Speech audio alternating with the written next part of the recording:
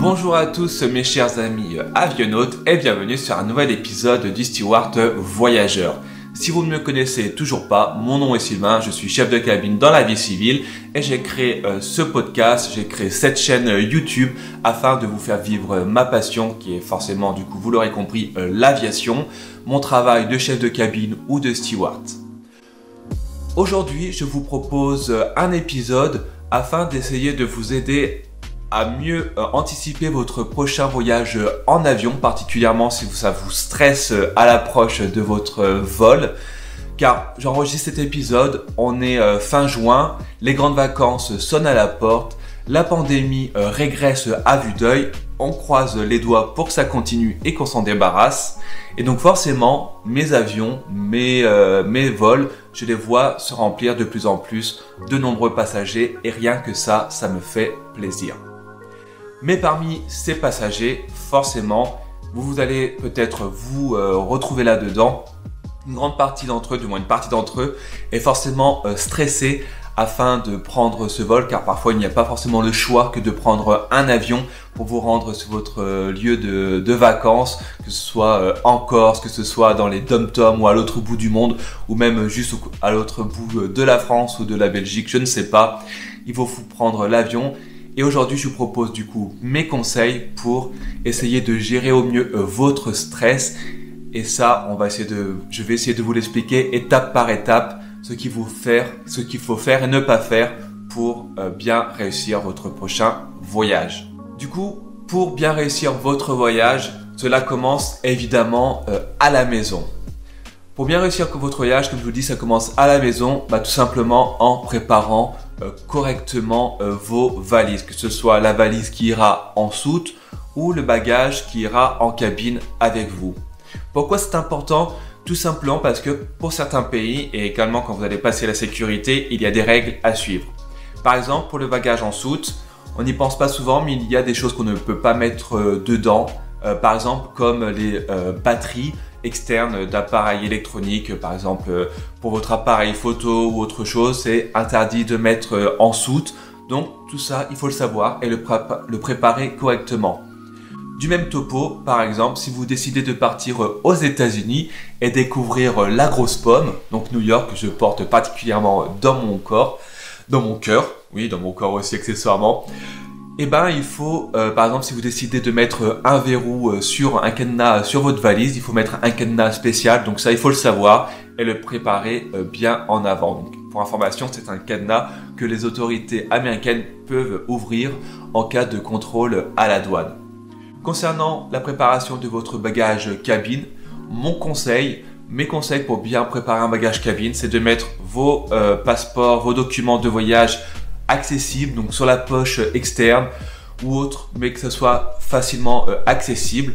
De même, vos appareils électroniques, que ce soit les téléphones, les tablettes, les appareils photo ou les autres appareils électroniques que vous souhaitez prendre, vous les mettez sur le dessus de votre sac cabine, car au moment de la sécurité, il faudra les enlever. Et si vous commencez à devoir farfouiller au fond de votre sac cabine pour les ressortir, vous allez avoir une montée de stress. Donc c'est quelque chose qui s'anticipe et qu'il faut du coup penser à la maison lorsque vous préparerez votre bagage cabine.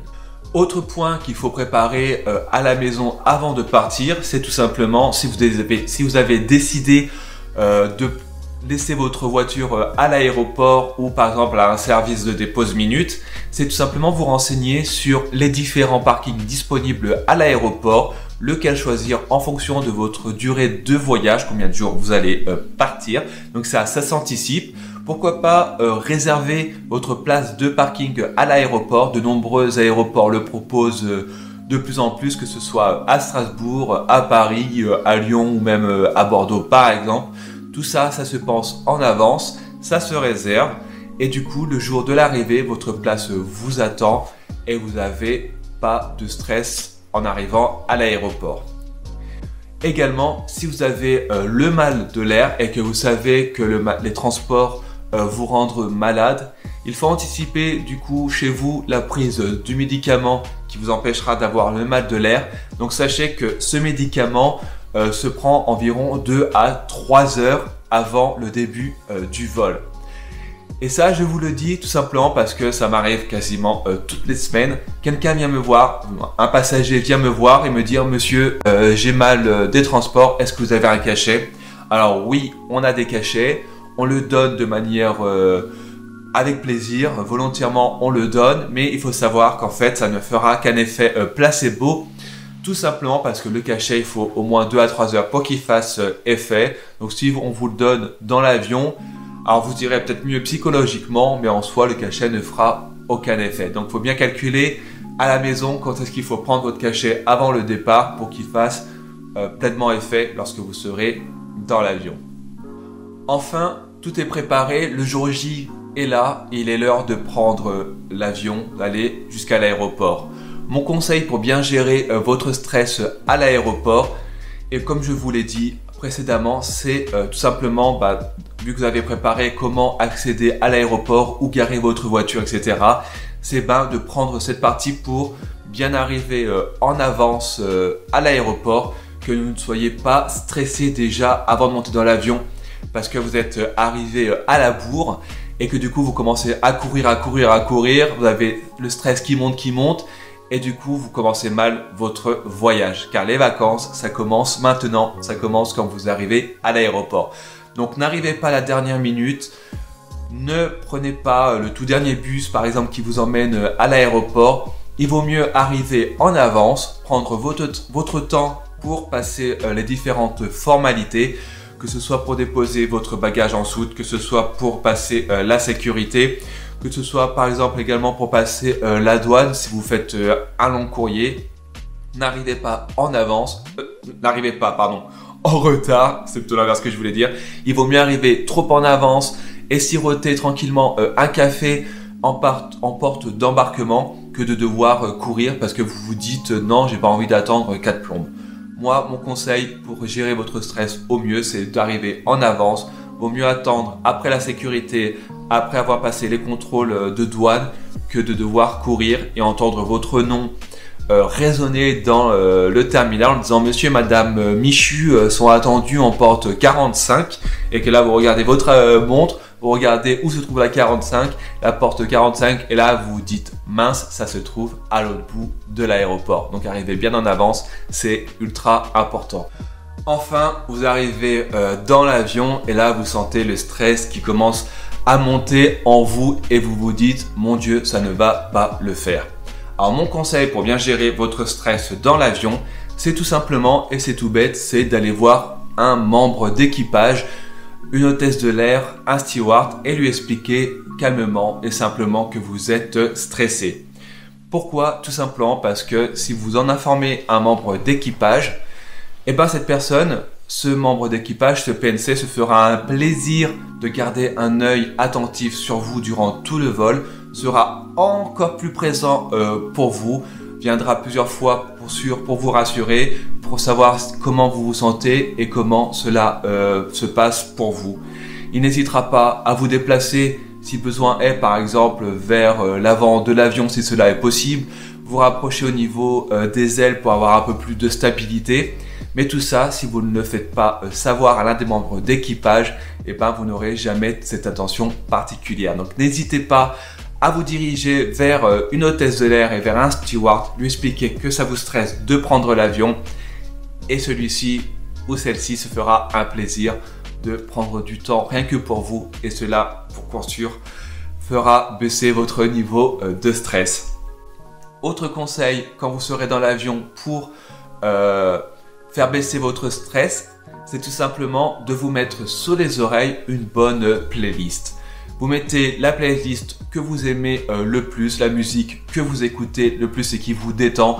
Ça peut être par exemple le tout dernier tube des Daft Punk, ça peut être une musique classique, peu importe. N'hésitez pas à préparer une bonne playlist, une bonne écoute et ensuite vous vous laissez guider et transporter vers votre musique préférée.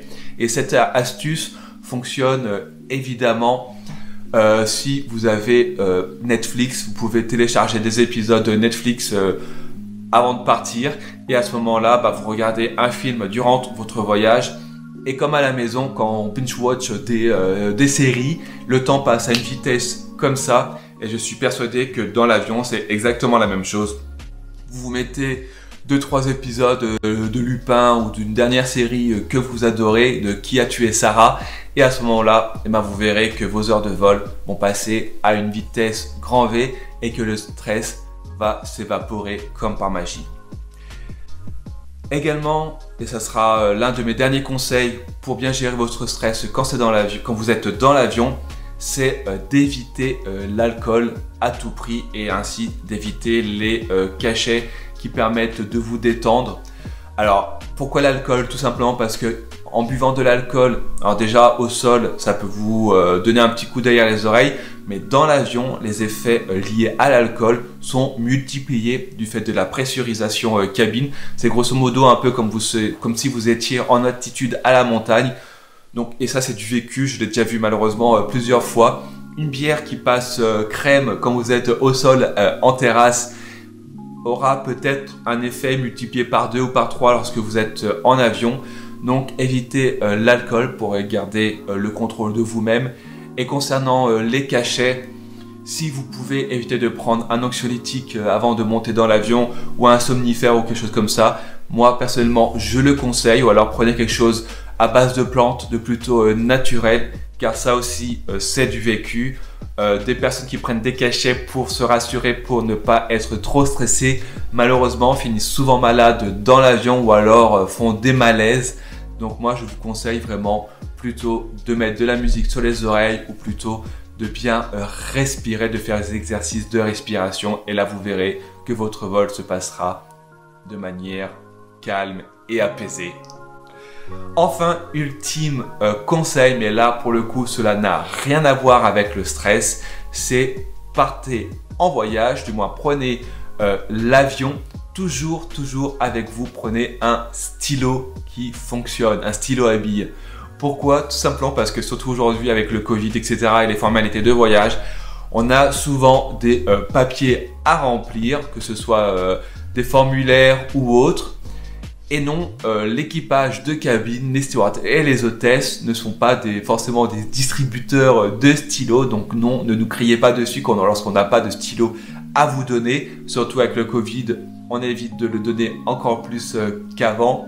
Donc pensez à bien prendre un stylo. Parce que si d'un coup l'hôtesse ou le steward vient vous voir en vous donnant un formulaire parce que vous devez le remplir avant votre arrivée à destination, vous allez avoir un coup de stress pour rien, donc prévoyez un stylo, cela sera toujours d'une grande utilité et même pour envoyer des cartes postales, même si c'est vintage, c'est toujours pratique. Et voilà, on arrive à la fin de cet épisode, j'espère qu'il vous a plu. N'hésitez pas à faire des commentaires, à vous abonner, à mettre 5 étoiles si vous êtes sur Apple Podcast.